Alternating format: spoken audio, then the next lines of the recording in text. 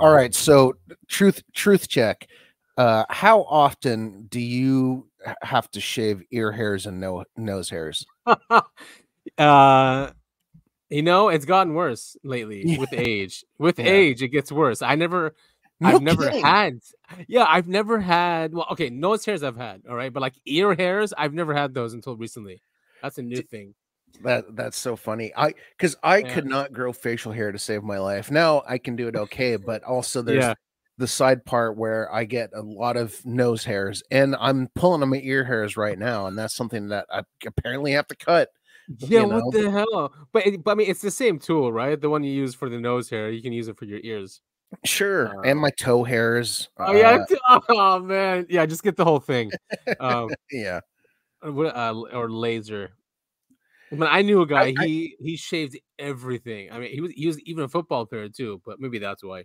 Yeah. But well, I mean, I've been there. Maybe it was 15, 20 years ago. I always said that if I had the option to shave everything, below my hairline, I totally would. You know, now I'm not so gung-ho about it, but it's a lot of work. Yeah. Unless you do electrolysis, is that what it's called? The one where you lose all your hair? It's something like that, yeah. Or it's like laser. They laser. Oh, right. Yeah. So yeah, see, I changed my PFP because I was inspired by yours. Look at that. I have the cigarette even too. See? It looks really good, man. It looks great. I was really just like, wow, look how cool he looks. What did you type into the prompt? Oh, yeah, that's a good question. I probably said the I want to believe. Oh, a person with a cigarette, in an office or something with the I want to believe iconic poster in the background. It took me like a few back and forths. Sure. Yeah, but it was it looks good, man. I love it. I was gonna change mine. That was gonna be my new thing where every week I change my PFP, but I guess I'm not going to. Well, that's a lot of work. Oh yeah, you have to go to ChatGPT and type in a prompt and come up with pictures and stuff. But that's not what we're here to talk about. We're here. No, it's not. We are here to talk about the Uncovering Anomalies Podcast, episode 61. Yeah, we're at 61. Can you believe it? I can't. And we have fans now. We've got fans. We do have fans. People actually listen. Yeah, I'm so happy. Thank you all for joining us, of course, as always. Thank you. Yes, thank you, everybody. I was looking at it today. I'm like, wow, 61. I mean, that's like that means that's it. It's just going to continue now, because usually around this time is when shows start to taper off. Or sure, I think and it doesn't feel like it's going to happen, ever. No, of course not, because we love talking about UAPs. We do. Yeah, so we need an outlet. We need a place where we can talk about this kind of stuff. We do, and I think we do notice certain things, you and I, separately, and we like to tell everyone about them or to focus on them because they're important, And we love to shout them at people. Come see me in real life, and I will talk your ear off about UFOs. Until my heart's content, which will be never, because it's always it's just gonna keep going and going and going. That would be funny though, to have like a meetup. Would be at a table with mics. It would. So would we wear the same thing? Would we wear paper bags on our heads? Or masks, yeah. Or yeah. Well, cool, man. You sent me a lot of stuff this week. For UAP, was there a lot to get to? But there was a lot to get to, that's for sure. I remember Monday you sent me like boom, boom, boom. Yeah. I'm like, whoa, man. That's a crazy Monday. I had to get it all in so I could just chillax all week. But this one, I want to start with this one, even though it's this is great. COVID, but it's Mr. Fauci here. It was in some documentary. I think this part was cut. I'm not sure, but it's an amazing scene. All 5'4" of them. Yeah. What is he doing here? He's going. He's going door to door. He's trying to convince people to take the COVID vaccine back when that was a thing. And this guy is just not having it. He's smart guy. Yeah, he's like, probably, how dare he? Oh, he's reading all that misinformation. Are not settled with the information that's been given to us right now. So I'm not going to be lining up taking a shot or a vaccination for something that wasn't clear in the first place. And then you all create a shot in miraculous time. It takes years to create vaccination. Well, it used to take years. Okay, it used to. You know how many years were invested in this approach? About 20 years of science to get us to be able to do it. 20 years is not enough. And 9 months is definitely not enough for nobody to be taking no vaccination that you all came up with. The only reason I'm talking to you right now, as close as we are, is that I've been vaccinated. Right. But the only reason we're talking right now is because I'm vaccinated. Just unbelievable how narcissistic they are. I know. Yeah, they make it all about them always. Yeah. Remember his whole thing? I am the science. Like, I am the science. If you go after me, you are attacking science. How much of an asshole do you have to be to not only believe that, but say that to the American public? I mean, it's ridiculous. It is. Yeah, the type of person you have to be, to have not just those conversations, but he actually believes it. He has to, like, I am the law. What is that? Judge. He thinks he's Batman or something. Yeah. But this guy's very smart. You can tell. Yeah. He's well researched. He's like, I'm not taking this thing. Yeah. What you guys say. Well, and that's the thing is he brings up solid arguments, and they keep their rationale. What they're using as excuses is so poor. All right, let's continue. Let's see what because he says some good things, like you said. If it allows thousands of people like you don't get vaccinated, you're going to let this virus continue to percolate in this country and in this world. Something like the common flu then, right? And it's much more serious than the flu. Well, the flu kills a lot of people annually too. You know how many people died of the flu the last year? I mean, not this year, virtually none, but the previous year, about 20 to 30,000. You know how many people have died from COVID-19 in the United States? 600,000 Americans. Well, the number that you all giving that died, that's once again, that's you all's number. You gonna pass? Yeah, definitely. Because when you start talking about paying people to get vaccinated, when you start talking about incentivizing things to get people vaccinated, it's something else going on with that. Yeah, something else going on. It is something going on with something else. You're right, but I'm glad millions of people like me and most everybody here. I mean, look at that. Imagine all this shows up to your house with a camera crew too. Exactly. And they're just trying to convince this dude to take this thing. He's like, I am not taking. What the hell's going on here? Who would? Any sane person would look at this and just go, and he's absolutely right. He goes, yeah, there's something else going on here. There's something else. Even she agrees with him. Yeah, she said that too, which was weird. There's something else going on here.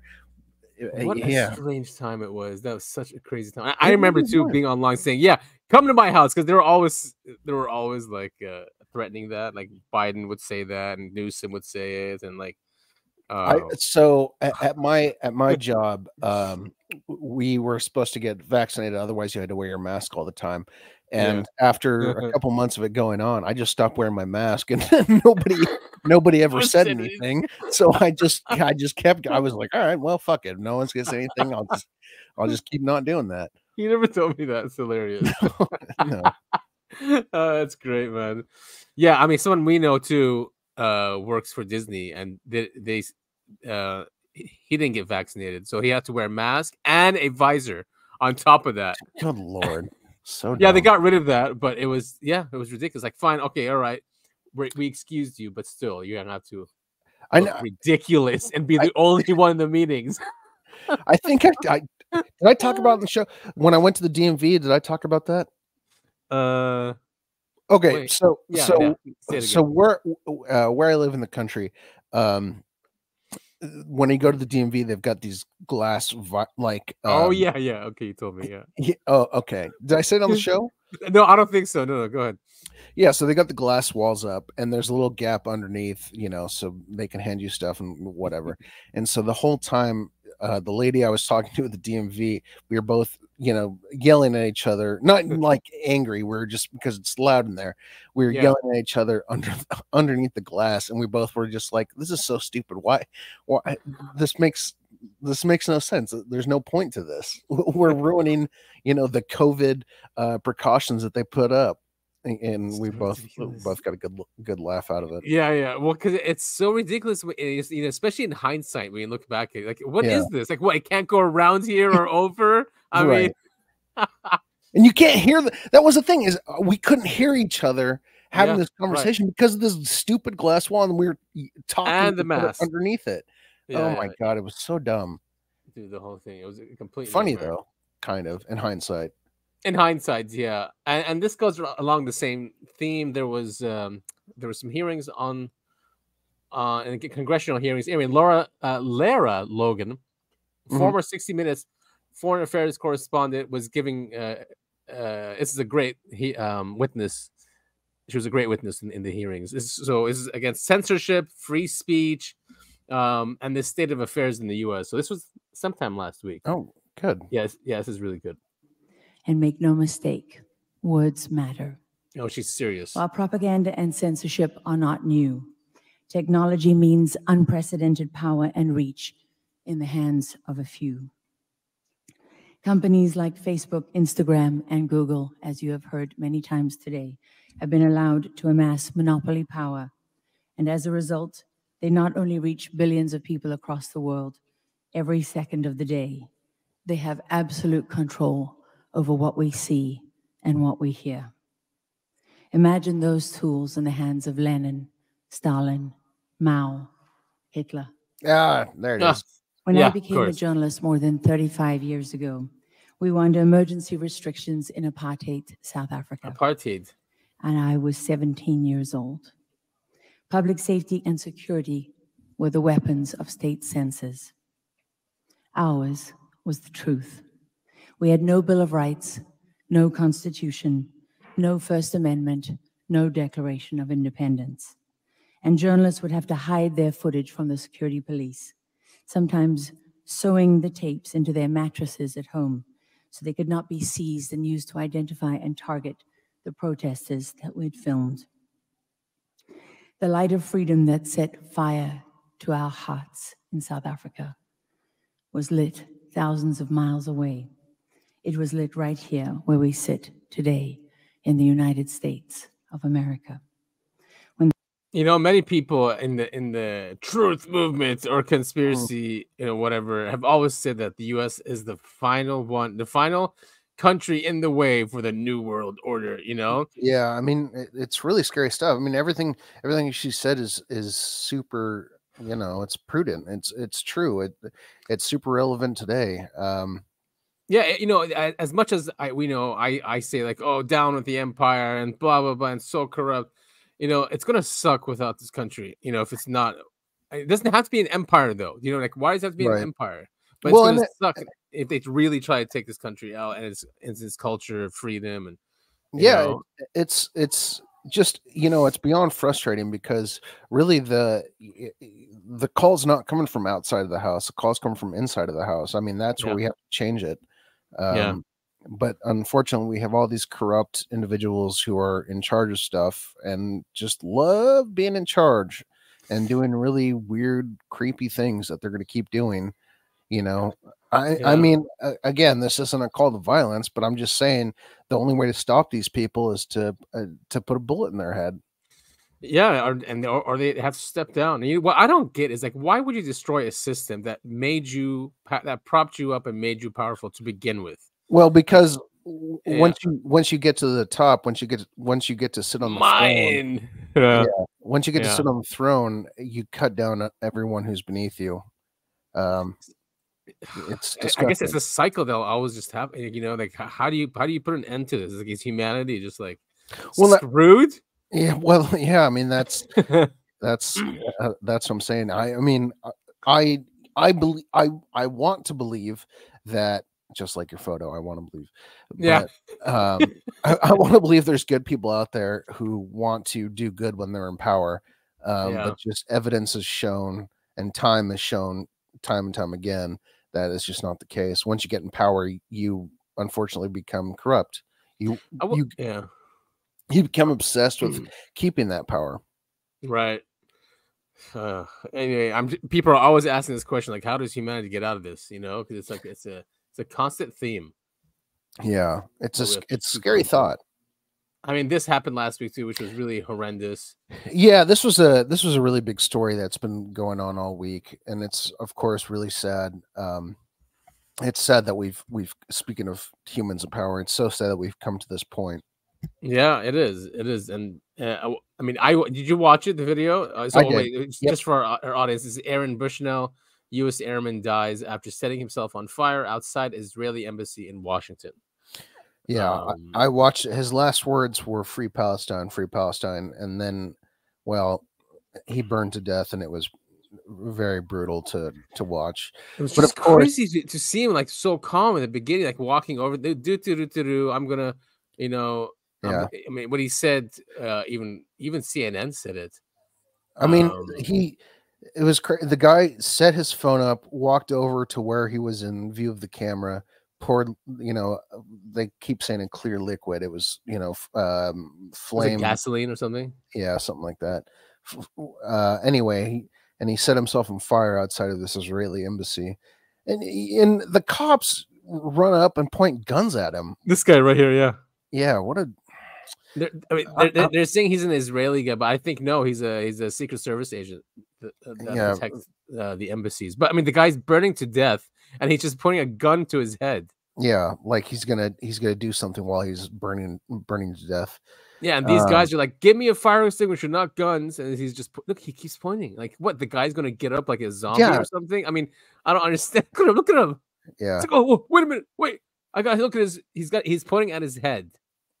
I mean, this is a great not great, obviously. Yeah. This is a perfect snapshot of just what politics is nowadays, and just the whole American culture. It's ridiculous. A guy set himself on fire in protest, and he gets guns pointed at his head. It's sick. It's really sick. I mean, you know, I'm not condoning anyone do that, obviously. And you know, if you do this, you get help, because there's other ways. I mean, but he chose to do it that way. But you know, even CNN had to cover it, which is crazy. Here, let's get a listen, just for those who don't know what happened. You know, maybe not everyone knows, but you never know these days. But if CNN covered it. We're learning new details today about a deadly outside the Israeli embassy in Washington. Authorities identified Aaron Bushnell as the person who, on Sunday, set himself on fire. The 25-year-old was an active duty member of the U.S. Air Force. CNN's Gabe Cohen joins us now with the details. And Gabe, this is something that he did in protest. Yeah, that's correct. And we're learning much more about this 25-year-old active duty airman, Aaron Bushnell, as you mentioned. He's from San Antonio, Texas, and he live streamed his actions on Sunday in broad daylight on the streets of D.C. outside the Israeli embassy. We are not going to show that video. It is extremely graphic and disturbing. I have watched the video. I can tell you at the beginning, at the start of it, you can see Bushnell walking up to the embassy on the street in his military fatigues. He's speaking calmly to the camera. I want to read a portion of what he says. He said, quote, "I will no longer be complicit in genocide. I'm about to engage in an extreme act of protest, but compared to what people have been experiencing in Palestine at the hands of their colonizers, it is not extreme at all. This is what our ruling class has decided will be normal." He then goes on to pour some sort of accelerant, it looks like, on his head out of a water bottle he was carrying. And then he lights himself on fire, Boris. And as the flames engulf him, you can hear him yelling, free Palestine," again and again, until finally he collapses. And that is when officers, you can see them race in, one of them with a fire extinguisher in their hands, trying to put out the flames. But it takes time. And the others with guns in their hands. Wow, man. That is just hearing it again. You know, because I remember when it's shocking, right? When this happened, when it first happened, it was really disturbing. Yeah, I mean, you look at the Buddhist who set himself on fire. I don't know how many years ago now. Yeah. I mean, for Vietnam, right? Yeah. It's just it's super sad, and it just I wish this was the wake up call for our government in the way that Aaron was wishing it was, you know? Right. Yeah. Yeah. I mean, well, I mean, so he's definitely not being forgotten or anything. I mean, I just want to continue. I don't want to spend too much time on this. Maybe we can do this quickly, but there was some messed up, people. Obviously, it's a polarizing thing. So you had people on both sides, but even Americans like, oh, he wasted his life, and maybe that's true. Maybe it is. I mean, well, so did that in that vein. So did that Buddhist. Yeah, exactly. But the message is out there now. The mainstream media was not covering most of this, but so you sent me this. Yeah. Now Mossad commentary. It's not Mossad. That's no, I think it's a parody account. Yeah, but he goes, "Our enemies kill themselves." I mean, these are still Israelis, saying this. They have. I'm sure Shapiro had something really bad to say about this, about Aaron too. Yeah, shocker. Right. Yeah, I know it's a parody account, but Mossad, they can't be too far off, like thinking that same thing. Oh, I wanted you to listen to this. So it's Richard Spencer. I think he's a white nationalist or something like that, or he's been called one. I'm not sure. I'm not too sure. But he has some great commentary. Is he? No, I was gonna say you can never tell these days. Anyone? Yeah, exactly. You can never tell these days. Anyone who disagrees with the left gets called a white nationalist. Right. So yeah, exactly. I think I've heard at some point, but I thought this is really good. So it's some commentary on the hero, he calls him, Aaron Bushnell, and why conservatives just don't get it. The other impression I got from these conservatives is that they're just kind of like flat bourgeois people who would never die for anything. They're like, why did you have to die? Like, can't you just hold up a sign if you want to? I mean, they would probably be against anyone holding up a sign in front of the Israeli embassy, to be honest. But, they would just make these arguments or something. And it's like, yeah, heroes, they might become martyrs or sacrifice themselves, but they basically have a self-destructive impulse. And they want to make their life and their death meaningful. And you don't, because you want to die in your bed, and you want to live as long as possible and collect as much money as you can and experience the most comfort humanly possible. And that is a form of nihilism, in fact. It's a different type of nihilism than active self-destruction, but that is nihilistic. And, do you really want to live forever? You're so terrified of death that you look on this as like, oh, he really miscalculated. He should have, gotten a good job and then, donated money to relief or something like that. It's like, no, he wanted to make a bold statement. Like every artist wants to make a bold statement. They want to shock you, in fact. And they want to tell you that there's some things, moral principles, that are bigger than mere human life. And certainly bigger than personal comfort. And that's what he did. And so I don't know, you see these conservatives and they react to things in this way, and it's like, yeah, this is why you lose. Because you're terrified of losing personal comfort and safety. And winners actually aren't. Winners don't give a flying fuck about their 401k. I don't know.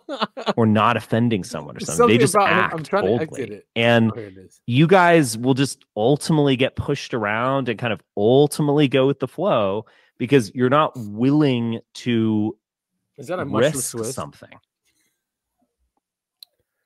I mean, the other impression I got from the burger looks really good. I'm just curious because I got distracted a little bit. I was listening to what he had to say, but then I was like, man, that's a.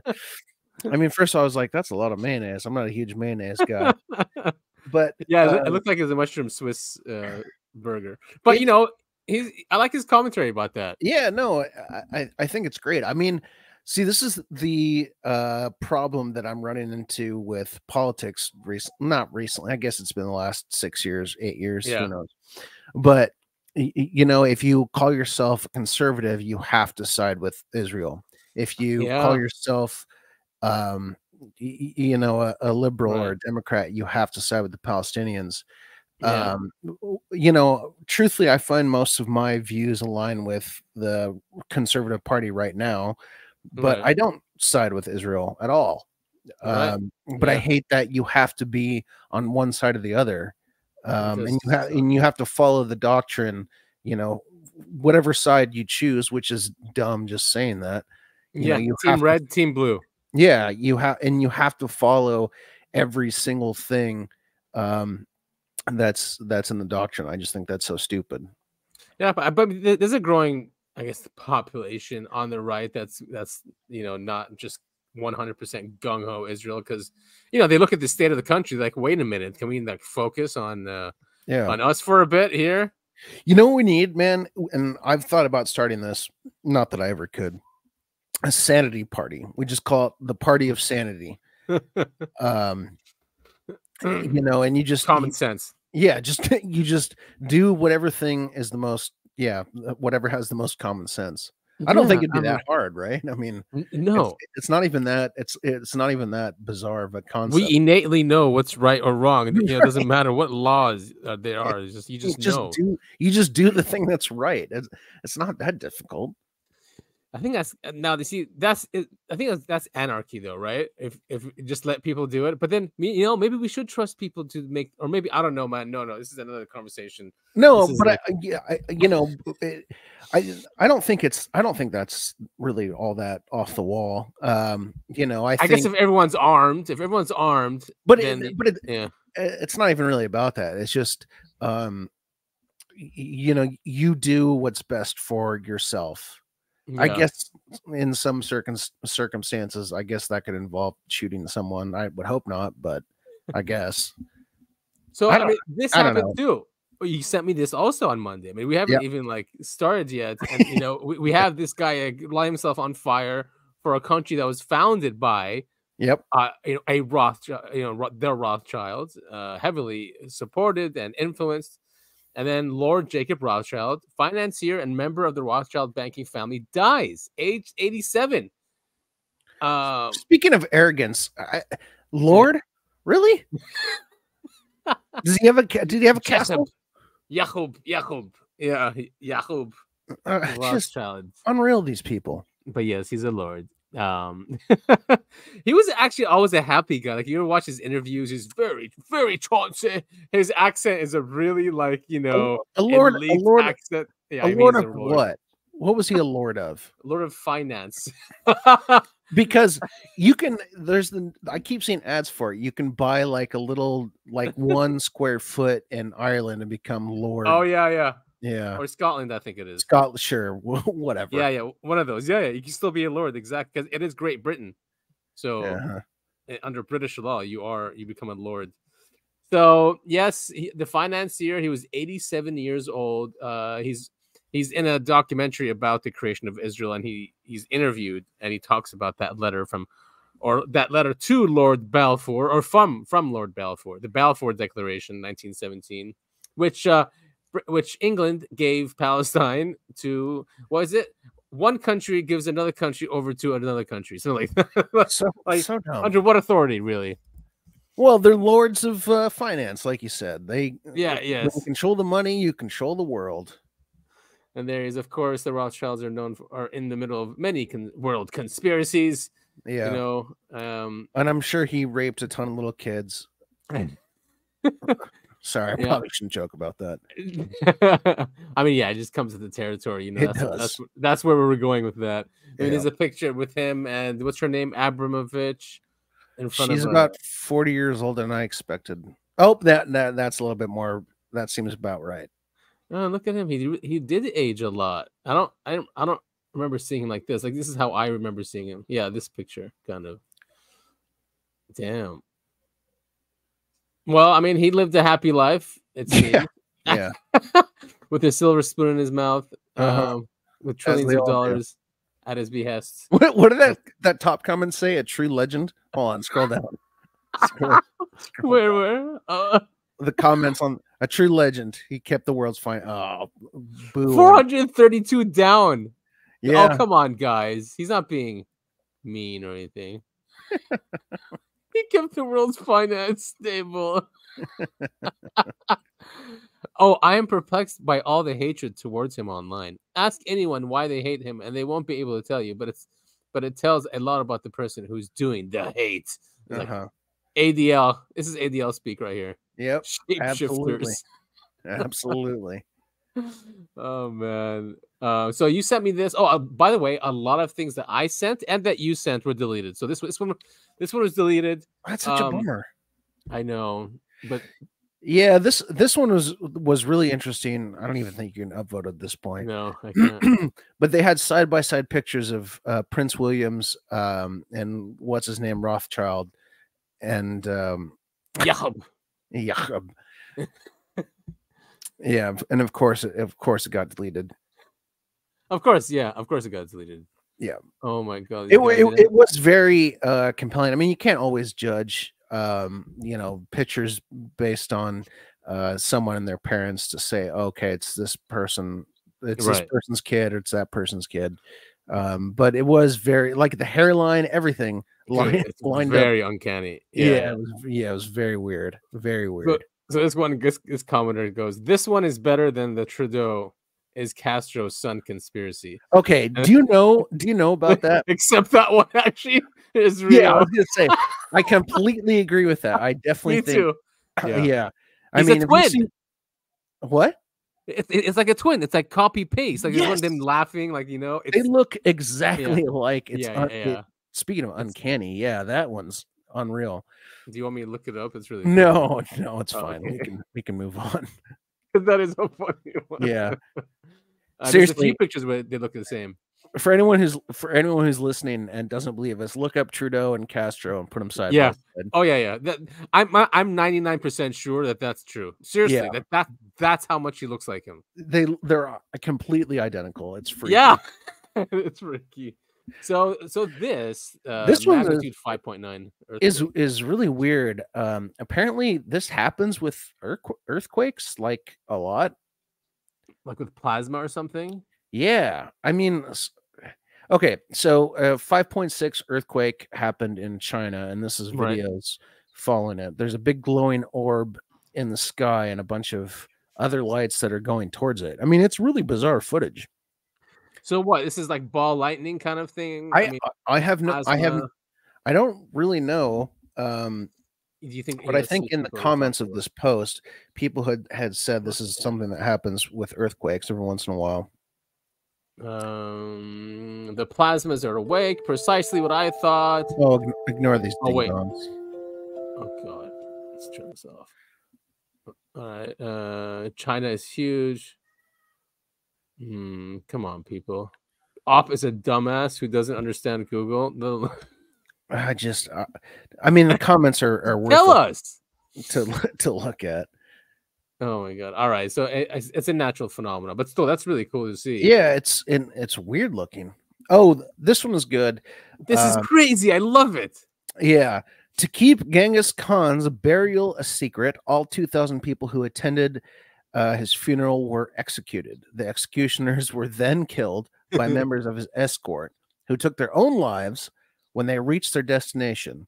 The site still remains undiscovered to this day. Dude, could you imagine being that dedicated to someone? But no. And 100% of them, like 100% did well, that. Okay, and here's my question. Why would you go to the funeral? Right. Yeah, what's the point? Like, just don't even have one. I mean, but so I truly don't know if this is accurate or not, but I do know that Genghis Khan's burial site has never been found, or so we're told. Wouldn't the thousands of dead bodies be a giveaway to where he was buried? This becomes a dead giveaway. Yeah. I mean, it's an interesting thing. I love that it says the executioners were killed themselves. So, like, at what point? Yeah, I mean, I guess if you're that devoted to somebody, you go, okay, this is part of the job or whatever. But I just can't imagine being in that. I can't imagine being in that position. I mean, if we think humans, like if my boss passed away, I would never be like, yeah, I'll go to the funeral if you kill me after. You know. Well, I guess it depends. The relationship with Genghis Khan was different, right? Didn't they like swoop across all of Asia and like, you know, so who knows how much riches they made and power and like adventure, and I don't know, man, like back then. The crazy thing is how many children he had, how many offspring. Right. There's, what is it, like a third? Yeah, I was going to say there's a ton of people who can, using DNA testing, can trace their lineage back to him. Yeah, it's like a third of Asia, something like that. It's a lot. It's crazy. Insane. It is. Yeah. Alexander did the same thing. It's just, I guess it's these personalities. Something happens like, wait a minute, I need to spread this to the world. Jeez. What's his Epstein did that too. He wanted to do that, with scientists, right? And what do you want to do? Like inject his DNA and like, anyway, I forget now. I guess that's just one of the parts of being super influential is you want to spread your seed everywhere it'll go. All right, so I guess switching gears to UAP and finally. We did talk about the National Archives now. You know, we went through that last week too, but now we're going to be seeing many things come out. So something that someone found here, can you see that? Yeah. So the White House, unidentified anomalous phenomena reporting procedures. This is from the White House. Okay. Whistleblowing under James whatever. But then what Richard Geldreich found in there is that it refers to the Atomic Energy Act of 1954. So authorized disclosures, an authorized disclosure shall not be subject to a non-disclosure agreement entered into by the individual who makes a disclosure. B, shall be deemed to comply with any regulation or order issued under the authority of Executive Order 13526 relating to classified national security information or Chapter 18 of the Atomic Energy Act of 1954. Now, this is important because this is what's used to keep the whole UFO subject secret. Because if in this act, if anything has any radioactive properties or effects, then it becomes secret under the Atomic Energy Act. So it's still secret. So my God. We're still not going to really get anything, you know, if they can still use these excuses. We need perfect with the whistle there. We need more. I was going to say we need more whistleblowers. Yeah, just to come forward. Yeah, have to. That's the only way it's going to get released. But then, you know, then you still have those. Also from Richard, he found this. Sean Kirkpatrick has been wrapped up in the Department of Energy, right, what we just read about, since 1986, before he was even 18 years old. There he is. How does that work? Oh, because he was a youthful Duluth inventor? Yeah, receives national. Sean Kirkpatrick. There he is. Duluth.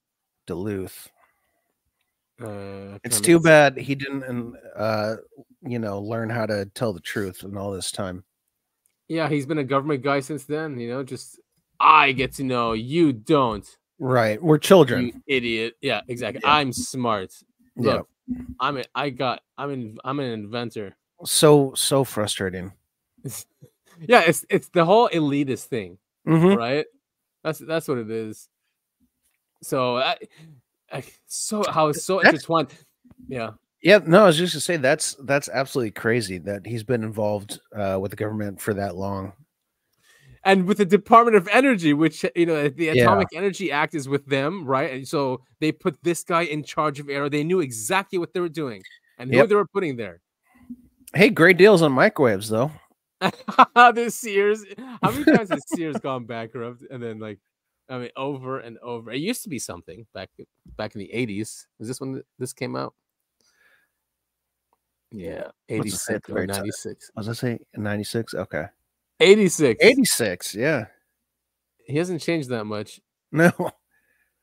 Still a douche. See, he invested more than $2,000 in his experiment. Oh, so he comes from money too. Shocker. I know, right? We got News Nation talking about the National Archives now. Launches UAP records collection. Now, some stuff, you know, we talked about last week. hopefully they come out. It'll be really exciting, majestic. Yeah, absolutely. To corroborate those ones. I mean, it's still it's still cool stuff, and I love that people are digging into this. Yeah, and it shows that the government was and is serious about it. Simply proven time and time again on the show. And it's not just witnesses coming and making up stuff. I mean, that's what everyone says. Oh, he was duped. Oh, he was tricked. So, the National Archives has these documents from these different agencies from over 25 years ago. It means something. Yeah. What's the title of this article? UFO report: no evidence of alien spacecraft, but can't rule it out. Jesus. Yeah, they're really trying hard, huh? I know. I mean, no evidence, but still can't rule it out. I mean, did you see AJ's new episode? Yeah, Bigfoot and yes, it was pretty good. I was surprised. I was surprised at the one he came out and said, "I think this might be real." Is Bigfoot? Yeah, that was really surprised. He's like, I can't say it's not anymore after looking into it. Yeah. Pretty wild stuff, really cool. Man. Yeah, that was really cool. Great episode. At the risk of losing some of our followers, go ahead and check out the Y Files. AJ has a great show on YouTube. He does. Yeah, definitely go check it out. Well produced, well acted, right? Well written. Yeah. And he's got Hecklefish on there, which is the most important part of the show. Dude, he cracked me up yesterday so hard. I love that guy. Listen, people. Yeah, I mean the merch. He probably makes so much money off the merch alone. Has to.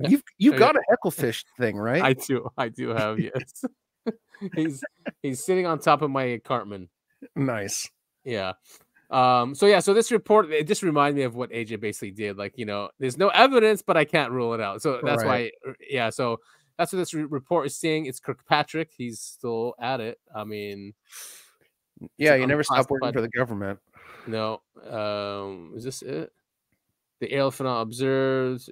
Yeah. Anyway, it just goes by the theme that the government will not let us know what's happening with this. Yeah, we're children to them. And this is in that report. They talk about this video here that was taken on a Navy ship. It goes into the water, but doesn't. There's no splash, nothing. Right. You remember that one? Yes, I do. Yeah, so that's what this one is. And that report, the new Arrow report, is saying, "Oh, it could be our adversaries." I mean, I just don't buy that. I mean, with everything we know about Russia and China, I mean, they'd be showing this off.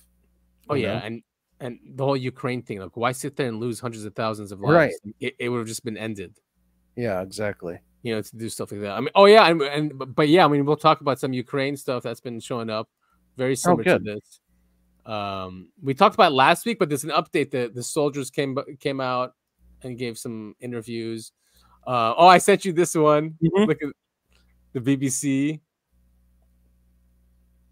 What the hell is that? Is this his hair or something? I don't know. There it is, cigar shape. It's so weird. It's so bizarre.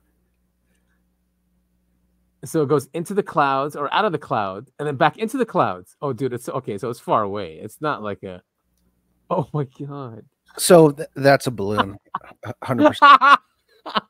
Or you ever see like soccer movies, like animation, Japan animation soccer movies? Yeah. When they kick the ball, it goes flat. That's what it looks like. Yeah, I know exactly what you're talking about. Yeah, that's definitely what it is. All right, so that's that. Weird stuff. And then there's this one from the South Korean UFO caught on Korean TV. Same kind of thing where the guy is Superman. Yeah. Wow. What the hell were they filming? This guy playing. That thing is so fast. That's unreal. Yeah. I mean, the Koreans are obsessed with golf. Have you noticed? Like obsessed. I haven't noticed. No. Yeah. Well, if you do go golfing here, I mean, you'll see a lot of Koreans. I'll take your word for it. Yeah, I used to work with Koreans, and it's just all over the place. They really, it's like a national pastime. That is so fast. Whoa. How'd they catch that? Yeah, seriously. That's my question too. I mean, that thing, it's not even on screen for half a second. All right, so here they're going slow, I think. Oh, there it is. Oh, it went the distance too. It's not like yeah. All right, that's not like that's something right in front of the screen. That's like really cool footage. Yeah, but it looks like it's flying. It's a soccer ball. Yeah, it's another one of those soccer balls. So they really go into the depth of this. Look at that. I mean, they're taking it seriously. This is, oh yeah. Look, he's got a panel and everything. Good on him. Yeah. They're not that's really cool footage. I mean, you can't. It's not a bird. It's not a plane. It's not Superman. Yada yada yada. It's not a bug. Right. Yeah. I mean, this is the speed it's going is unreal to me. I don't know how anybody caught that. It must be AI, or maybe they tell us here because I mean, you can't. But don't you? What? It was immediate. Just boom. Yeah. Of course, Mick West would probably say it's a bug. I'm sure. Right. Yeah, but it flies out in the distance. I don't know. That's very interesting footage to me. I like it. Yeah, so there's that one, the cigar shaped one. So there's some good stuff out there. That's why I just hate people that just say like, oh, there's cell phones and videos and cameras everywhere. Where's all the evidence? Like, what? Yeah, right. I mean, we've talked about it. We've talked about it on the show multiple times. When you're asking where's the evidence? Where's the evidence? It means you're not looking. You don't want to see the evidence. Yeah, exactly. And what? Every single time you ask that question, every few months, and people send you the evidence, you continue to ignore. Right. Like, so stupid. So this is from Bro Bible. Airline pilot describes witnessing a UFO turn 180 degrees in less than a second. So this is a call to the FAA, or wasn't there a law that was passed saying pilots can now report UFOs or something like that? Yes, that was part of the NDAA also. That there's a special procedure now for them reporting UFOs and UAPs, which was not there before. They were ridiculed before. Right. Yeah, you get completely shunned, unfortunately, in all aspects of society. If you saw a UFO, you never told anyone because you'd get fired or your family would leave you. Yada yada yada. Now things exactly get around. Get a psych evaluation. Yep. So here, if this is the pilot making the call to the FAA. Well, you're gonna think I'm crazy. There's something that just went from right to left to right in a blink, and then flashes lights 3-4 times and vanished. Okay, well, I had an airplane cross from right to left, E-175, and now there's another one, 777 up there high off the right side that's descending to 28. That might be those two aircraft, I'm not sure. This thing went 180 degrees in like a second. Oh, goodness. All right. Yeah, let me know if you see it again. We'll make a report. Well, the details, it literally went from one coast to the other in front of us, and then it went up like 30 degrees, turned off its lights or whatever it had. It looked like it's a bright orangey thing, and then since we spoke to you last, it flashed us like 3-4 times, and we are still looking at it now. So where is it roughly if I was to give you a traffic call? I would say probably 60, 80 miles in front of us, and it looks like it's coming, I don't know, it's flashing towards us. But it is definitely not an airplane. It doesn't have the strobe lights or anything on it. It's just this bright orange going on and off. Huh. Yep. Wow. Really cool, man. Really cool. We're going to be seeing a lot of these things, more of these reports now that they've, gotten rid of the giggle factor. I tried to anyway. It's interesting to me how calm, the pilots obviously are really well trained at their job. Yeah, because he remains super calm during the entire call. Yeah, you're right. I guess they don't feel threatened by these things. Yeah. There's that one Colombian airline pilot. No, not airline, but he's a pilot that took that video of the one that looks like a bat You know what I mean? That one, the really close up one. He said he went around to go follow it, and then once it started to follow him, he got scared and continued going. So, jeez, I can't imagine being in that situation. Yeah, he's just saying, screw it. I don't want to deal with it. Yeah. I don't know who Sunday World is. Yeah, I haven't heard of this one either. But boss of UAP military whistleblower goes public. AI and colonialism is the same issue. What does that mean? That's a hot take. Yeah, I mean, AI and colonialism, the same issue. I mean, I guess I kind of get it because, you know, the whole thing. Well, never mind. I was going to say, everyone talks about, oh, they're taking our jobs, yada yada yada, and that's the same thing. That's the same thing as AI. That's what people are worried about. But that's not really colonialism. That's immigration. That's a different subject altogether. So it goes, the overall boss of UFO whistleblower David Grush has given a speech where he describes AI, non-human intelligence, and colonialism as the same thing. Colonel Carl Nell. He oversaw the work of the National Geospatial Intelligence Agency, where intelligence expert Grush worked, and described the whistleblower's testimony to Congress and character as beyond reproach. Oh, wow. That means very respectable, right? Mm-hmm. Where is he talking about the whole colonialism thing? Yeah, I'm still trying to figure out how that goes together. So I remember seeing this before his presentation about he came up with catastrophic disclosure, by the way. He's like, if we don't have controlled disclosure, it's going to be catastrophic disclosure. So he was at the Sol Foundation. Yeah, see, there's a difference here between controlled disclosure and catastrophic disclosure.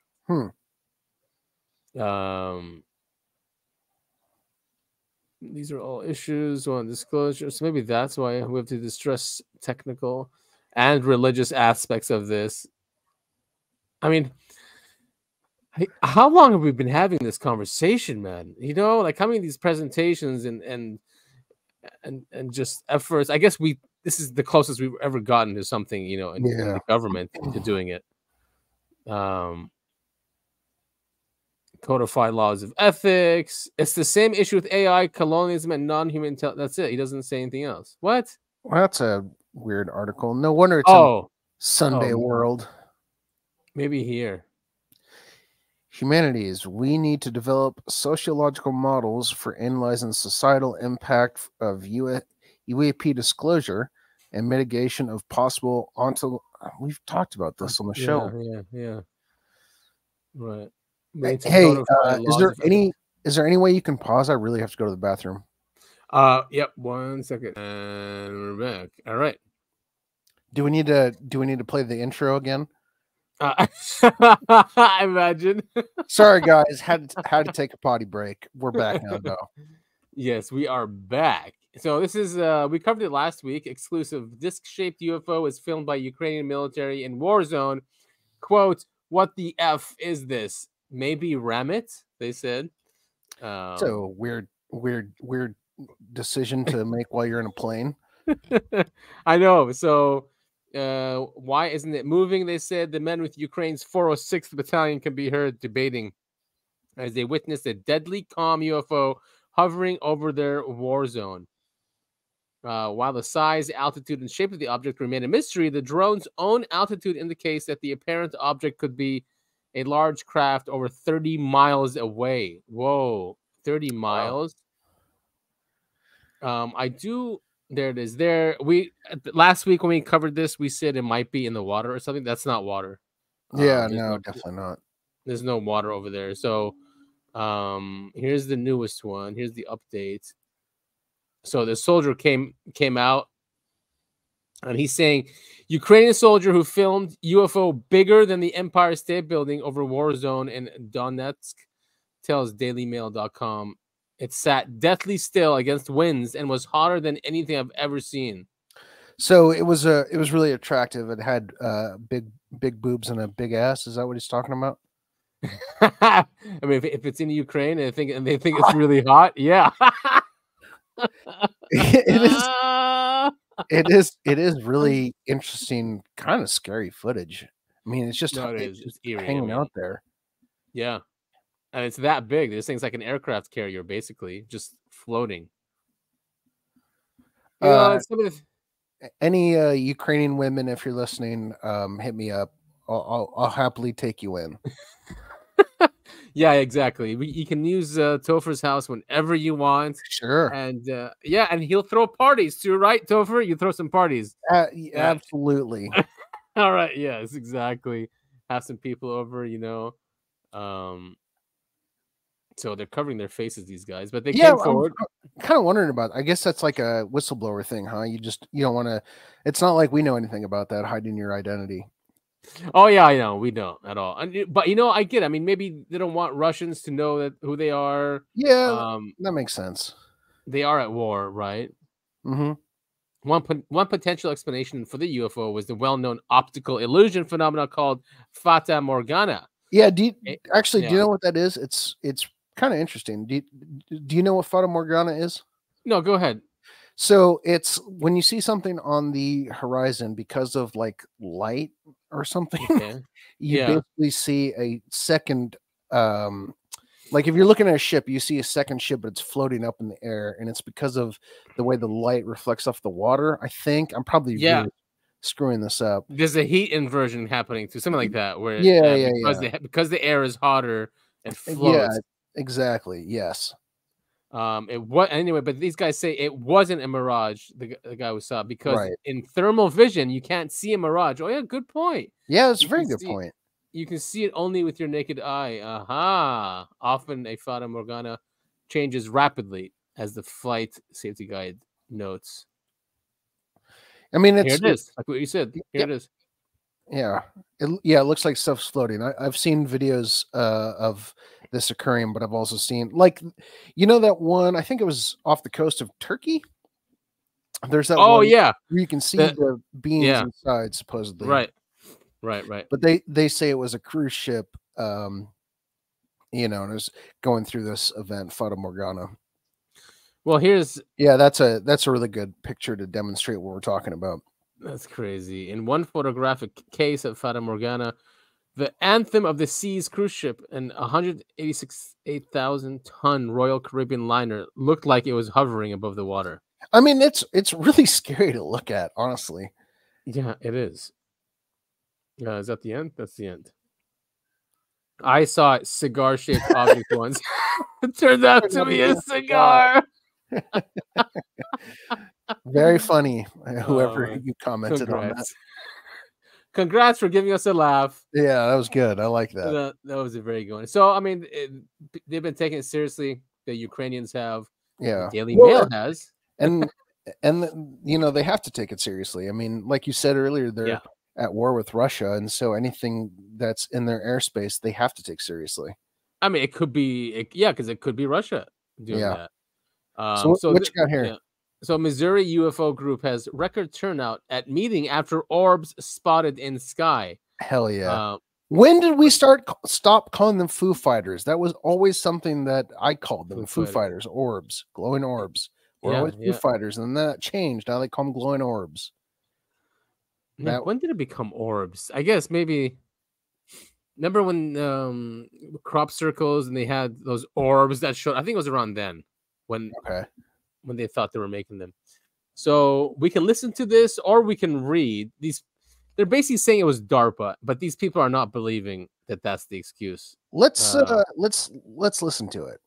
Okay. One possible explanation. The truth may or may not be out there, but if never mind, I take it back. Worldly going on, this local group hopes to be the first to find it. They're here, and they are real. An overflow crowd at tonight's regular monthly meeting for the KC chapter of the Mutual UFO Network, or MUFON. We've had an unusual number of sightings of unidentified flying objects. This monthly meeting typically draws 15 to 25 people. Tonight's crowd was nearly 150. This is much larger than what we usually have. You can pause it really quick. I love the fact that more people are concerned about UFOs and UAPs, and they're paying attention to stuff like this. I don't like that this They chose the most unattractive people. Oh my god! To be featured in the story. Yeah, right. I mean, unless the whole town's that way. I mean, I don't know. They're saying here. I feel bad. I don't want to make fun of people for how they look. Right. Yeah. Agreed. Yeah, it's great. The best explanation for tonight's big turnout, an unusual episode just last month, June 20th. Mysterious objects 2019? in the sky. Wait a Here's minute. Fox 4's Joe Loria's guess on that night. Is something called DARPA. Turns out Joe was spot on. The next day, the government confirmed it was a series of balloons involved in a government project. Case closed, right? Well, not for these people. I find it very odd that we knew nothing about these DARPA balloons until after the fact. The distance from the witness was 1.8 miles. These people are not taking. They're like, hell no. Those weren't balloons. Back it up. I want to see the audience really quick because I noticed something. Why is it all? No, you had it right there. Go back. Old people. Yeah. What? There it is, right there. Why is it all old people? Do you think? I have no idea. I guess because they had the time to come to this. You know what? Yeah, I think you're right on there. They're retired or something. I would love to go to meetings like this, but I can't because I've got work. So I guess that makes sense. But yeah. No, I saw a bunch of white hair, and I was like, "What the hell? Why?" Yeah, they all look all exactly old. the same. Almost 100% of them. Yeah, definitely 100% of them are over 40. Oh, for sure. Yeah. Even the presenters here. I don't know. I just for some reason that caught my eye. After the fact. The distance from the witness was 1.8 miles. At tonight's meeting, members analyzed photos that they claimed suggest something else was going on. Examined them frame by frame, and we found other objects along with the balloons that would not be visible to the naked eye. You would think that if they were going to release something like that, they would know the public was going to see them, say it. and they would announce it ahead of time. But they didn't do that. It might be laughable to you. I already alien herself. I already feel bad. I didn't like, I know. As I was saying it, I was like, cool. I shouldn't be saying this. My heart goes out to these people, and I really am happy that they care. And that's what's important. But I make jokes about stuff sometimes. Yeah, I mean, and nothing's wrong with that. It is funny. We're trying to be entertaining here, at no one's expense. Obviously, we appreciate everyone, all the work everyone's doing, and it's strange. Why would DARPA? Okay, these people know they saw stuff that are not balloons. Okay, so they saw these balloons, and they're meeting, and they're showing each other like, look, that's not a balloon. That's not a balloon. That might be one. So. Yeah, it's just strange. Well, it's what we've talked about so many times on the show. It's a psyop. I mean, the CIA, whoever it is, DARPA, has done such a great job of discrediting people who see things like this, and make them look ridiculous by saying, "Oh yeah, of course, that's a weather balloon. That's swamp gas bouncing off of Saturn and having sex with the moon." Venus. Yeah. They love Venus and balloons. That's the go-to. So one of our listeners tagged us here. This is Jaime Mosan. He made we don't follow him. Let's follow him. He made an announcement that they're bringing the mummies over to LA. Yeah, I saw that. Yeah, I'm really excited about this. March 12th, humanity will confirm one of the greatest discoveries in history. Scientific studies are on our side, and it's in Spanish. But he's bringing. I think there was a translation below. Yeah, this one. No. Translation of the video. Oh, I thought there was. Wait, go. You mean like CC? No, I could have sworn in the comments or the replies to this video I saw that someone had posted the translation. Here's your German dub. Oh, Spanish German. Oh wait. Oh, Spanish Italian. Spanish English. Here we go. Well, people all over the world are really excited about UAPs. And like I said, that's so great to see. It is. Agreed. I mean, of course they should be. It's the greatest story for mankind, right? Mm-hmm. Absolutely. All right. So wait, how come I can't? Oh, I have to install an extension. Don't worry about it. We already summed it up. Oh, wait. It's right here. Right? Oh, yeah. I think so. I want to remind you that on March 12th, a press conference will be held in the city of Los Angeles, where new beings found in the caves in the Nazca Diatom mines will be announced. Yeah. Why does he look like he's on an episode of Star Trek? This is so cheesy. But man, isn't AI so impressive? Like, it's really cool. I was dubbing like from a different language instantaneously. Yeah. I mean, so nuts, really. Science fiction is just always, what is it, like just a few years behind? Well, yeah, like they even have apps on your phone now where if you're in a foreign country, you just hold your camera up to whatever you're trying to translate and it translates for you. I mean, so that kind of stuff, it's so cool, man. Yeah, it really is. So okay, so he's all right. So they'll be here March 12th. Maybe we can go somewhere. Believe me, it's going to be bombshell news. Don't miss it. Around 11-12 noon on Masan TV on YouTube. Don't miss it. Thank you very much for joining us. Thing. I hope to see you on the next broadcast of Tercer Milenio 360 International. That's a crazy green screen. Journal.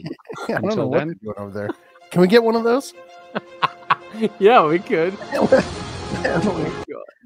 When we get big enough, we could. I would love to host a show that looks like that. Oh, Ashton Forbes, MH370 guy. He's now really contributing really well to the UFO industry in general. And we've talked about the MH370 videos, and we reported. If you remember, we reported last that basically, it wasn't debunked, but he admitted that yes, it could be debunked, and he was retiring, right? Mm-hmm. That never happened because the community just didn't want it to go away, and they kept researching, and I'm going to say here, it is possible that the national security state could have put those images into a stock company on the internet and said that was from there. Easily. Absolutely. I mean, they do shit like that all the time. Exactly. So I just want to make that clear that we did not debunk that video. I'm still on the fence with it. I think you are too. And I am, I mean, there's just too much like evidence for it being real than it not being real is what and I'm honestly, saying too. More than anything for me, it's just cool. Yeah, it is. I want it to be real because I mean, a plane disappeared in the midair. I just think that's so cool. In 2014, yeah, out of no, until now they haven't found it, and Ashton has that list that him and the community came up with of what you would have to know to do this, and it's just beyond coincidence, just way beyond. Yeah, and they would the hoaxer would have to know that we still haven't found it. Right. It's still not found. Oh, man. Anyway, so Ashton asks from Falcon Space, Mark Sokol from Falcon Space about the disclosure and the cover up. Falcon Space, we've covered them before. Remember the FBI actually crashed or went into their laboratories because they thought they were doing secret UFO tech or something. So they do a lot of UAP research. They're very close to alien scientists, and of course we know Jeremy. But yeah, they're close to them. So he's on Ashton Forbes' show, and he asks him, about disclosure. So here, let's take a listen. Perfect. Let's give a listen. How would you go about achieving disclosure? Like, let's assume that it's real, that there are beings visiting us, and there's this advanced technology. How do we get disclosure out of that? Like, what's the path forward in your mind? So the equipment behind me, we have signal generators, RF amplifiers, spectrum analyzers, power supplies. This amplifier over here came from Sandia National Labs, where a lot of this research was actually done in the first place. This lab over here is researching the fundamental technologies that we believe are behind these phenomena.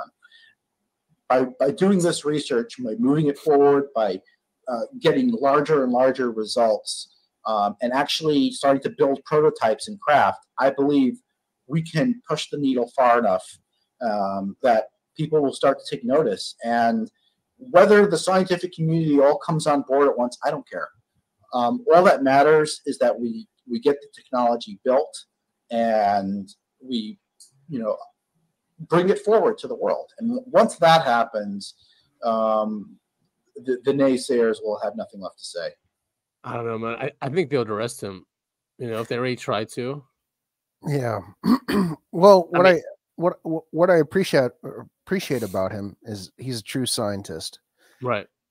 Yeah. You know, doesn't care what other people are going to do. Doesn't care about his weird haircut. Sorry, I gotta stop. I'm not. Hey, man. I'm not judging people based on their appearance. I'm sorry. Finding a good barber is not easy, you know. And going to the barber alone is worse than going to the dentist, for me at least. Sit there and stare at myself in the mirror while someone, you know, cuts my hair. I don't know. It's not. I'd rather be at the dentist. Trust me, man. I used COVID as an excuse to grow my hair long. The truth was I just didn't want to go to the barber. Yeah, exactly. No, but all right. To get back to it, I appreciate what this guy's doing. Yeah, I mean, and exactly, they do the real science. It's so real, in fact, that the government went to their lab and say, you know, to find out what they're working on. So definitely cool stuff. And he's right. The thing is, if we do it, people will still say, yeah, see, it was humans all along. Yeah, you know, kind of thing. Which, it's I'm not saying is not true. So frustrating to hear that. The whole thing is frustrating. Yeah, the whole subject is frustrating. Mm-hmm. But I saw this also. So Ian Brook, he's an inventor. He goes, my company Astro Mechanica has invented a new kind of jet engine. Unlike any existing engine, it's efficient at every speed. Because it's efficient at every speed, we can use it in a new way as the first stage of an orbital launch vehicle. The resulting platform will get payloads to orbit dramatically cheaper than all rocket systems, among many possible applications. The key insight is to use electric motors to drive a compressor. That way we can make it spin at any speed, allowing it to adapt to its airspeed and combustion cycle. One of the coolest parts, the video below is of a demonstrator my team and I built last year. We already have a new engine with 10 times the thrust that will be complete next month. Dude, watch this thing. That's so cool. Yeah, it's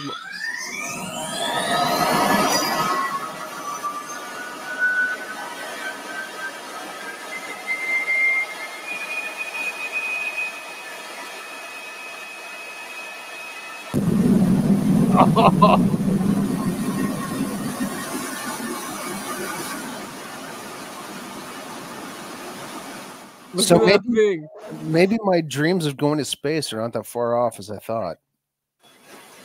Yeah, Buck Rogers, he would come. Look at that thing. It's so clean too. I love it. Man. Fine. Catastrophic disclosure. Bring it. Do you happen to know?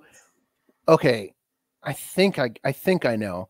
Why are engines, especially on planes, shaped like that? Like they've got that weird cone thing on the end. I mean, you mean this thing right here? Yeah, exactly. Yeah. The nipple. Yes. Yeah.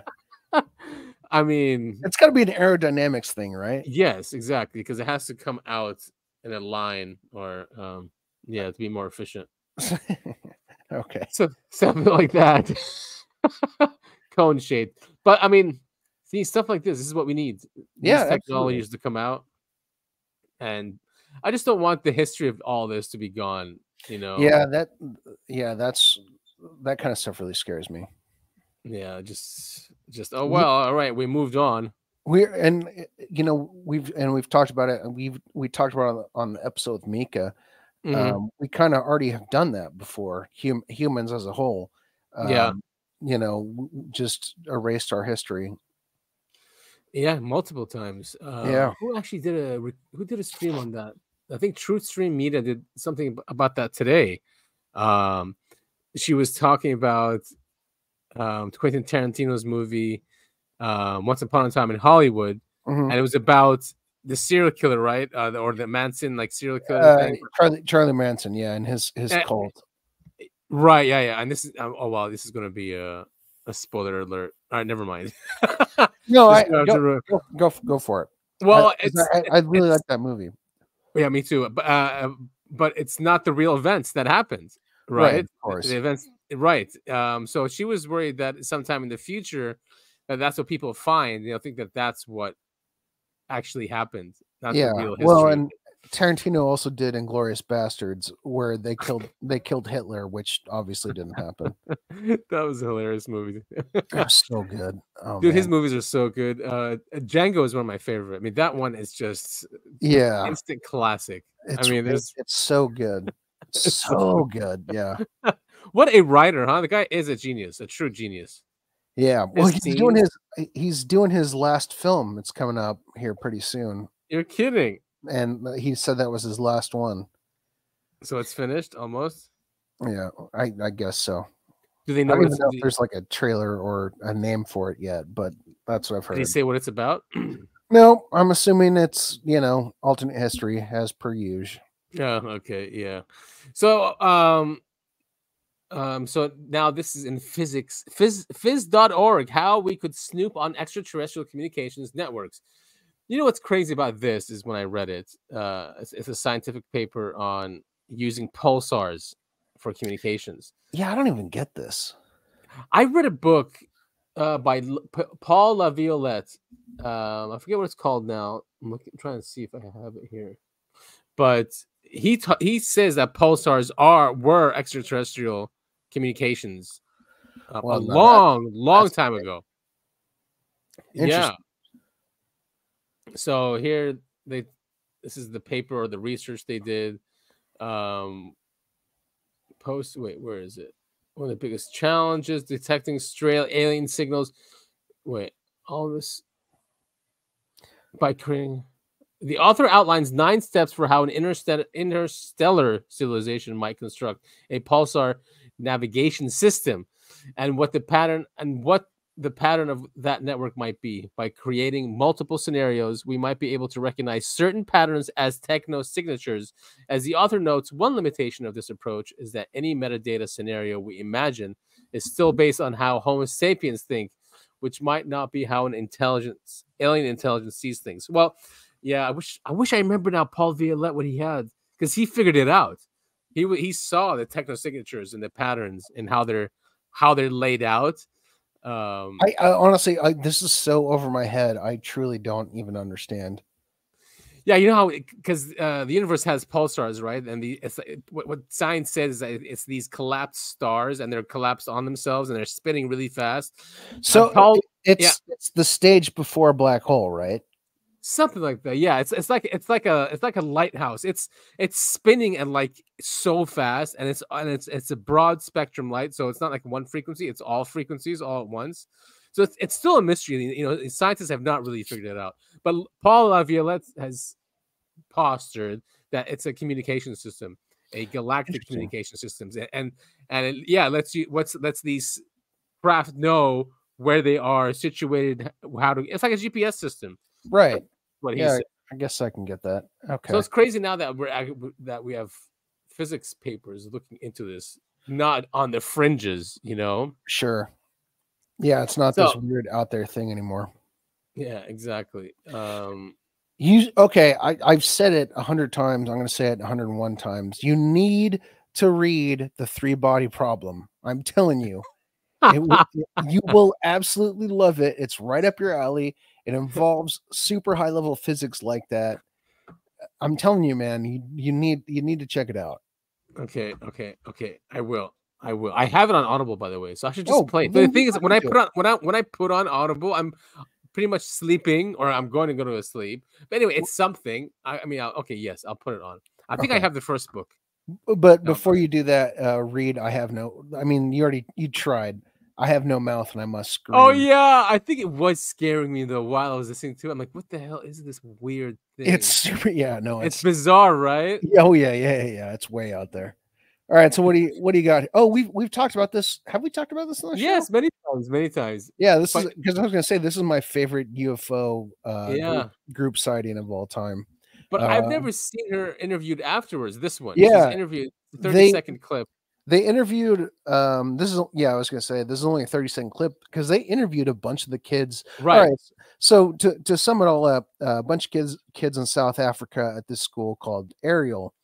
A UFO landed like in the yard outside of their school, and they went up and they ended up talking to a bunch of these, not a bunch, like I think it was 2 aliens, and had a conversation with them, and then they got so freaked out they ran back inside, and a bunch of students drew pictures, and I mean, it was so believable. Like, some of them didn't come back to school. Like, their parents believed them. The teachers believed them. It was unreal. And then I think it was like 10, 15 years later, they interviewed some of these students after this had happened. Yeah. And so many documentaries have been done. And that's a great story. I mean, John Mack came in, right? The guy from Harvard. He interviewed all of them. So they're going to show this girl when she's older. She's reminiscing about what happened. I think she's the one who said that they were warned about using technology, or they all did. They were all warned, right? Yep. Yeah. So let's give it a listen here. It was like this lake of calmness in his eyes.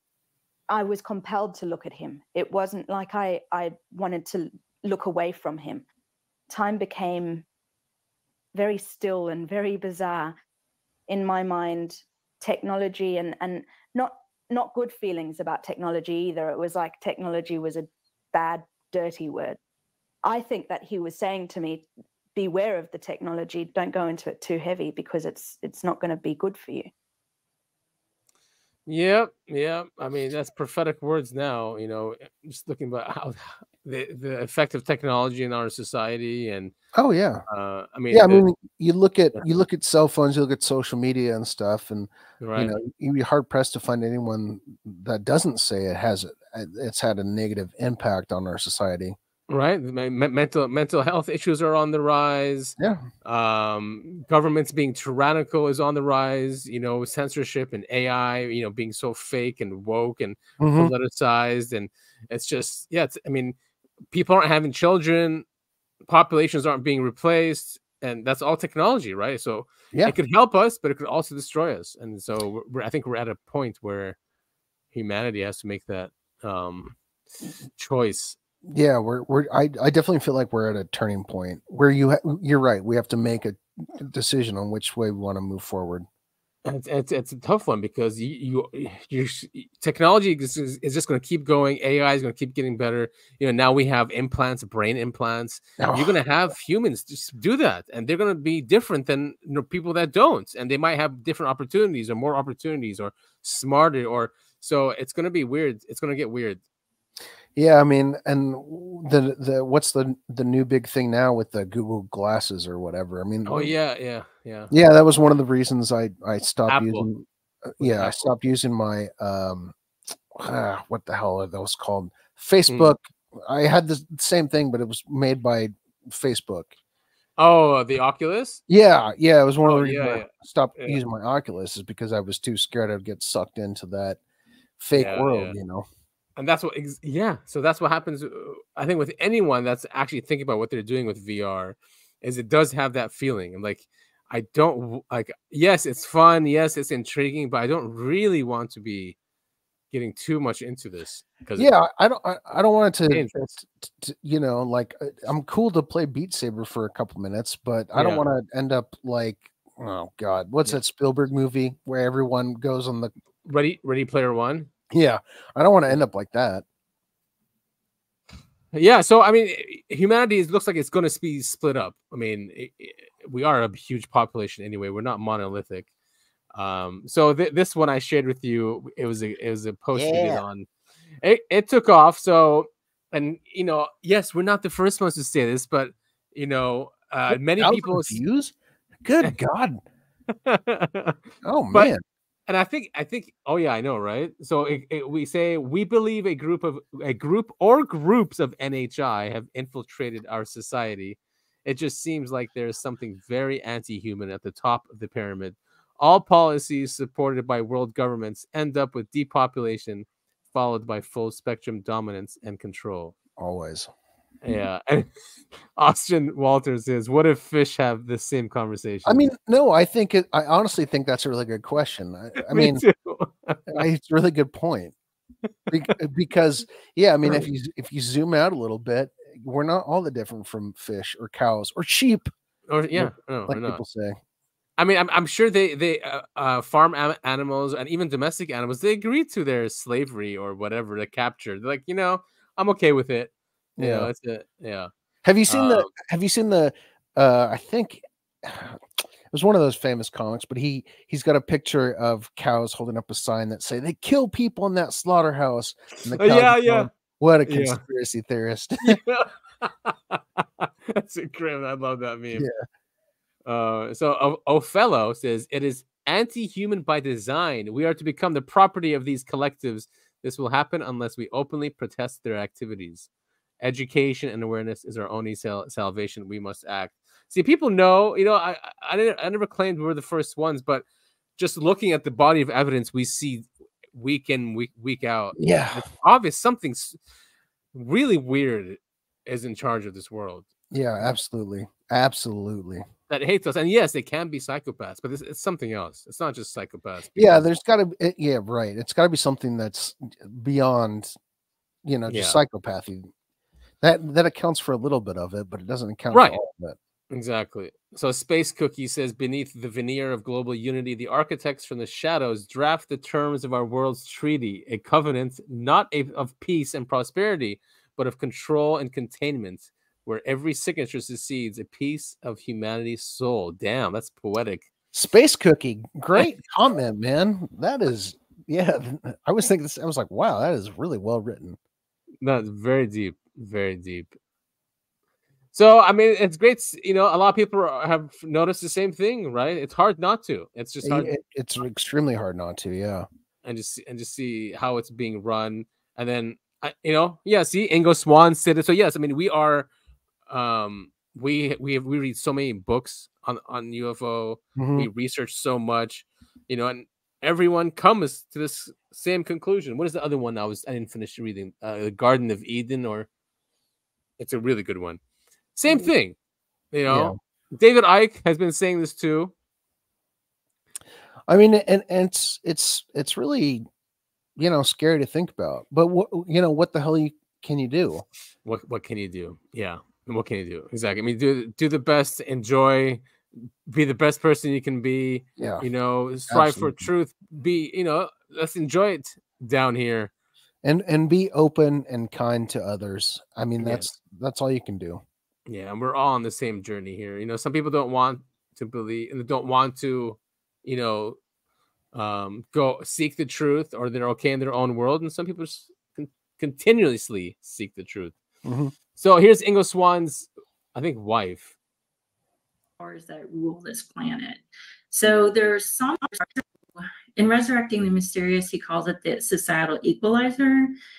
In an interview with Art Bell, when he was talking about penetration and remote viewing, he actually called it the powers that rule this planet.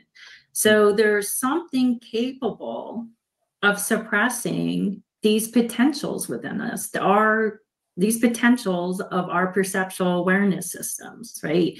Because he says we are endowed with this potential. We just need to activate it. We need to nurture it. We need to hone it. And we can do that. But we have to get out from under this oppression. I kind of understand it to be something close to what we would think of as the New World Order, something like that. Okay, at least the evil that runs it, right? Right, the evil that runs it is somehow capable, right? And I'll kind of get into like his book Penetration, but it's that same concept that there's something out there that's suppressing us, that knows that we could be powerful. And if we were powerful, we would know about them and their objectives. Mm. I mean, ultimately he called it the world order of perverts. So that was his term. He was probably dead on, because it looks that way, doesn't it? Yeah. Right. But he's also an artist. Like, he's a provocative. That's crazy that Ingo Swann said the world order of perverts. I mean, it's not wrong. I mean, No, it's not. How many times do we have to see, these rich, corrupt as fuck individuals, they got ousted for having, raping kids. It's the same stories over and over. Like, it's not like throughout history. Yeah. Right? Well, actually, what came to my mind is it's just humanity is so interesting to me. Mm-hmm. The things we do to each other, Mm-hmm. the things we ingest. there early in the clip, she was talking about how we have this potential, and to me, a lot of it. To me, it seems like, you know, we do have a lot of potential, but we choose to suppress it. Yeah, suppress it. Well, she's saying it's an outside force doing that. But yeah, I agree with you too. I mean, why should we scapegoat an outside force? Why isn't it? Maybe it's a humanity problem or a human problem. Yeah, I mean, you know me. I've had my troubles with alcohol, and then it's one of those things where sure it's legal, but I mean the shit's literally poison, but we as humans choose to ingest it in order to, I mean, who knows? Everyone's got their own reason. It doesn't really matter. Yeah, but the same with drugs. Everyone knows how horrible drugs can be, but they choose to do it. They choose to make it. Yeah. Yeah. So exactly. Everyone's got their reasons. Yeah, and I don't doubt the outside force thing. In fact, I know there's an outside force. I mean, shit, turn on TV and you're going to see, you know, ads for alcohol. But there's also, you know, there's some sort of force internally where it just, you know, you don't, you're suppressing that, whatever opportunity it might be, you're choosing to suppress it. And I think that's the big question on humanity. Yeah, and people need to work on themselves, and then those forces from outside won't be attracted to them. You know, if they're not susceptible to something feeding off of that or benefiting from it somehow, you know, then that won't happen, or it'll be far less. So, but yeah, it just goes with that theme, right? That something else is in charge here, whether we can see it or not, or prove it or not. People have the same sentiment, and this was done after. When was this posted? Yeah, see, 2 days after what we posted. So it's crazy how you see this. We all feel similar things at the same time. Humans are we really are so connected. Yeah, I mean, it's that thing. I think we talked about it last week. It's like I think every human is just a little bit psychic. And we just, you know, you just connect with other people. No matter what the situation is, you just seem to kind of like get what's going on with the person next to you. Yeah, and then you have people like him who don't even. Oh my God! Yeah, this guy wouldn't understand that. So this is the CEO of Kellogg's. Let them eat flakes. Kellogg's CEO says poor families should consider cereal for dinner. Essentially, just eating sugar on a spoon. Let them eat cake, right? Is that what where that's from? It's from the Mary Antoinette. Right? Who? Mary Antoinette? No. Yes. Yeah. In France, right? Yeah. Yes, in France. Let them eat cake when people were starving. Yeah, and who was the person that I'm totally paraphrasing and butchering it, but basically, if you give people bread and circuses, it's the Roman. same. Or Greek. It was. That's what I was going to say. I'm pretty sure it was ancient Rome. Someone in ancient Rome said that. But yes, bread and circuses.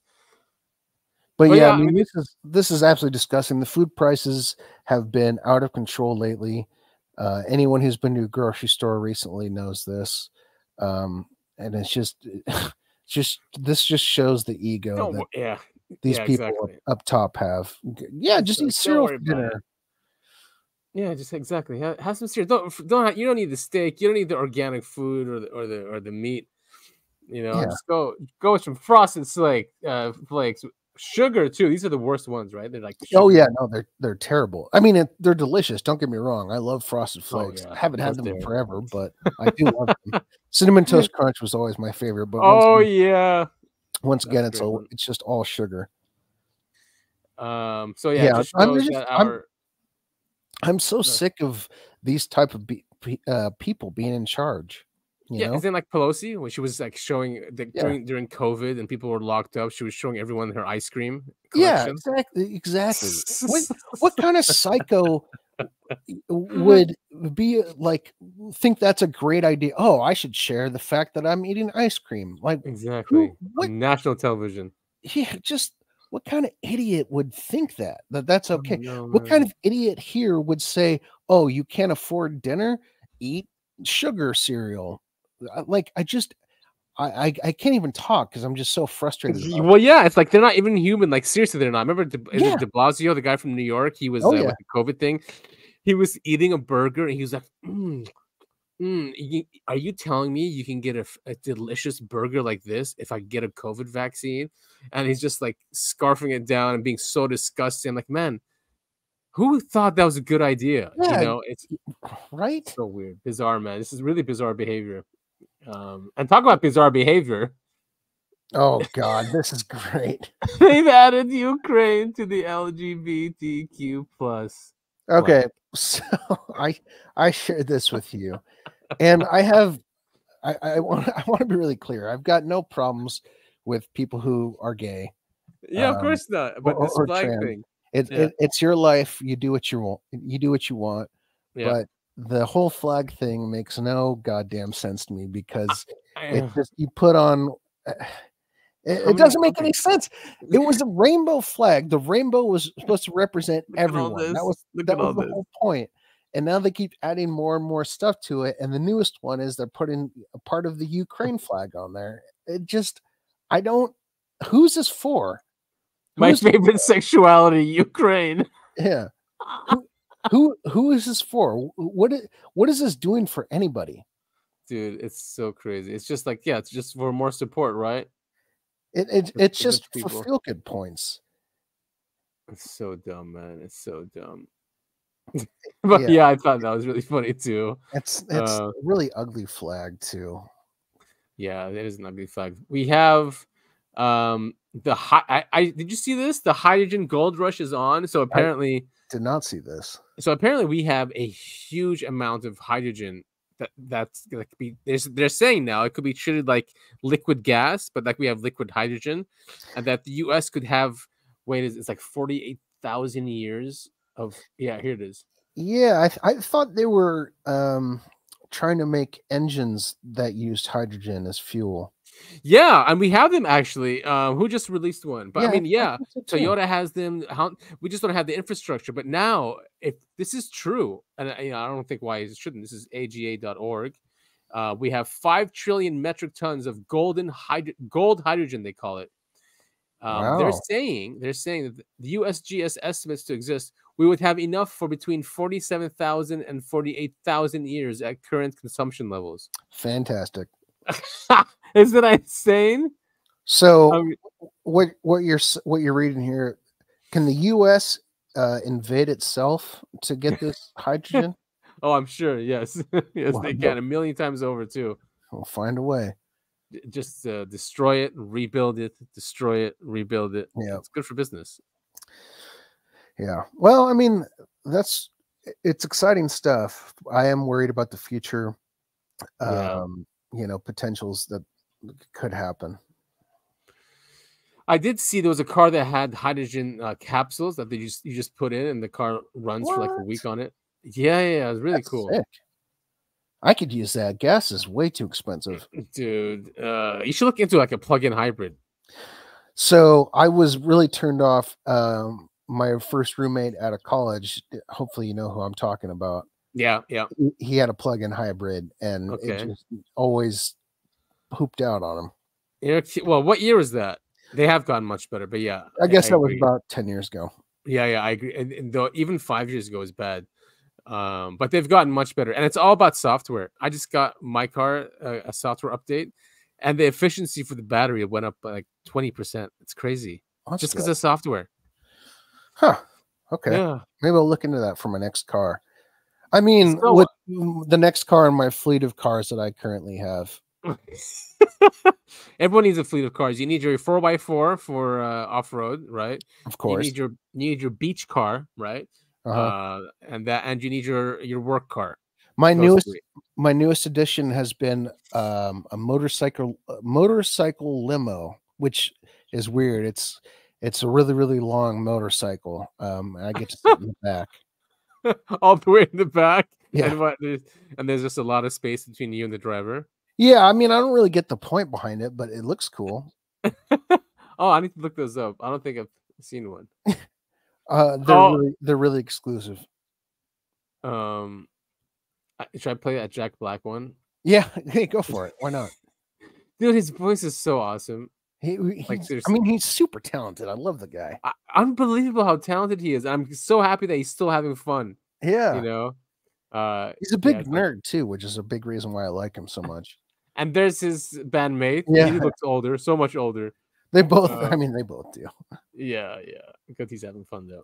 My loneliness is killing me. I must confess, I still believe.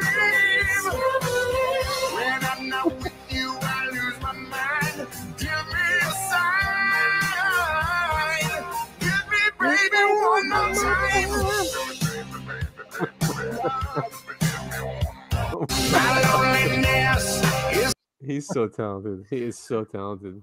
Yeah, man. No, it is good to see him having fun. See how serious he was when he punched too? Yeah. I mean, it's just looking so serious. Did you see the newest Jumanji movies, by the way, with him? Oh yes, they were awesome. They were great. Yeah, he's so talented. He's so talented. Yeah. I mean, there's nothing. I don't think there's nothing. I haven't. Okay, what I haven't watched is the Mexican one. Where he's like the Mexican. Nacho. Yes, Nacho? I haven't watched that one. I don't know either. why I don't want to. Oh, okay. I haven't either. But in terms of movies, you know what I did watch? Yes. What? I did watch The Departed, one of my favorite movies. Have you seen that? No, but yes, I have watched it. Yeah, it's an amazing movie. It's got Leo DiCaprio. It's got Matt Damon. It's Scorsese, right? It is a Scorsese movie. Yeah, it's got what's his name? He's old now. I think he's retired. It doesn't matter. It's an old movie though. Is it from 10 years ago or something? I want to say like 2006 or something. But yeah. Oh my god. I know. We're getting old, man.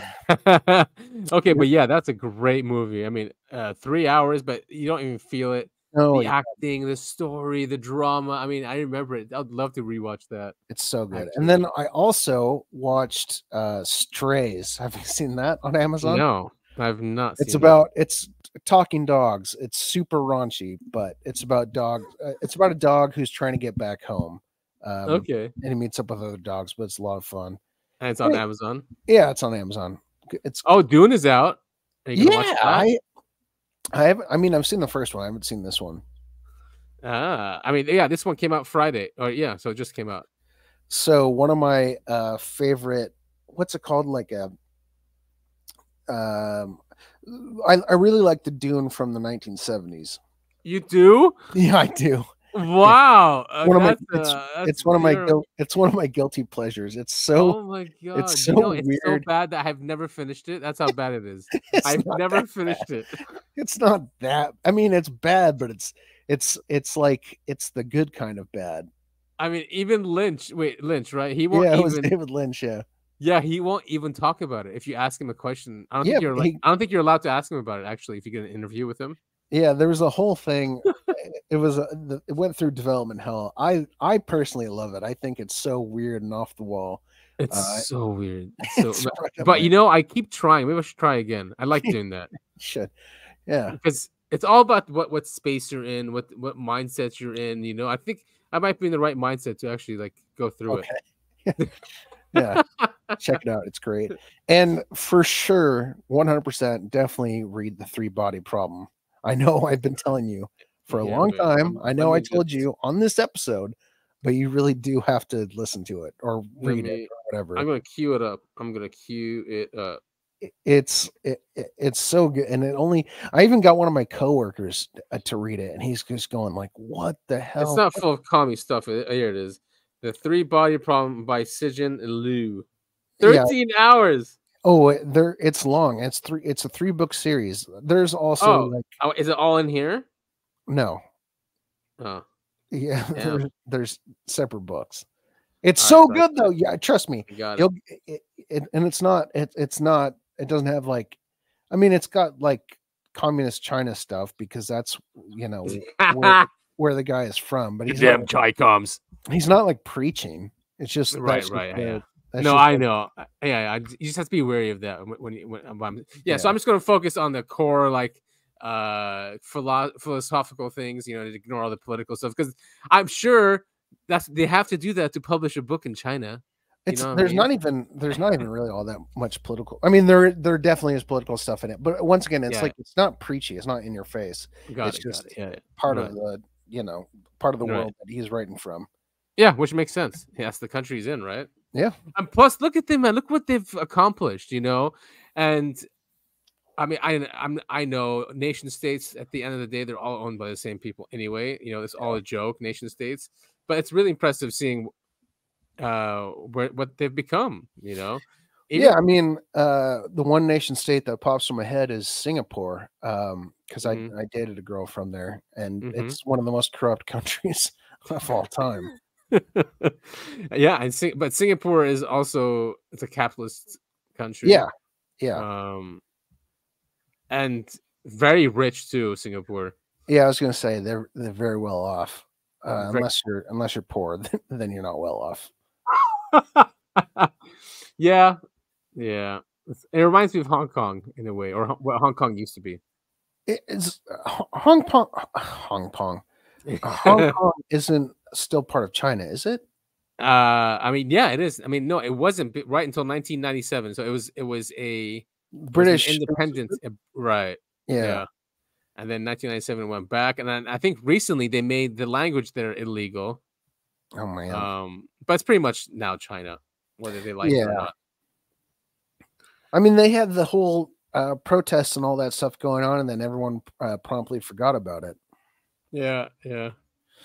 Well, cool. So, how do you are you looking forward to anything this week? I mean, it's gonna be freezing here. We have a storm that's here. I mean, I love the rain. I love the storms. So that part's great.